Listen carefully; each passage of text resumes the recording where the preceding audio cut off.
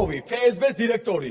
თქვენზე თქვენს რომ ამ ადამიანს ხვდებოდით. გენერალი სერგეი ბესედა, სედოვი. რატომ იღიმით თქვენმა მოადგილემ თქვა? მე კი არ მithქვამს ეს, მან გამხილათ რუს გენერლებს ბორტნიკოვს მაგალითად სედოვზე და ბესედაზე თქვა რუს გენერლებს რომ ცხეთაში უმასპინძლეთ. თქვენმა მოადგილემ თქვა. თქვენმა მეგობარმა, ძმაკაცმა, მოადგილემ, ქართული ოცნების შტაბის ხელმძღვანელმა, რა ყველაფერმა, აი რა, ქართულ ოცნებასთან რომ მქონდა მარტო კავშირი მთელი თავის ცხოვრება და არაფერს სხვასთან. სად არის აი ამ ბესედაზე, სედოვზე გამოძიება დაიწყეთ? კორუმპირებული ხართ და მილიონობით ლარის ქონება გაქვთ?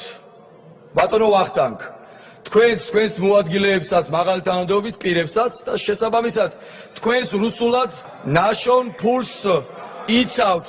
როგორც კორუმპირებული ქურდი სამშენებლო ბიზნესებში გაქვთ წილი, რომ სათამაშო ბიზნესში გაქვთ წილი, შემდეგ იშენებთ სასახლეებს. მახსოვს ვარკეთილში ცხოვრობდით, თქვენი პრემიერის არ იყოს, თქვენ სალცალი ბოტებით მობრძანდით, ის იძახოდა რომ $1000 ისესხე ისე წავედიო და ეხლა იძახის მამაჩემი მილიონერიაო, მამა ბიზნესმენი მყავს და მილიონები ასე იშოვაო. ასე იყავით თქვენც ვარკეთილში ჩემს მახლობლად ახლოშივე ცხოვრობდით.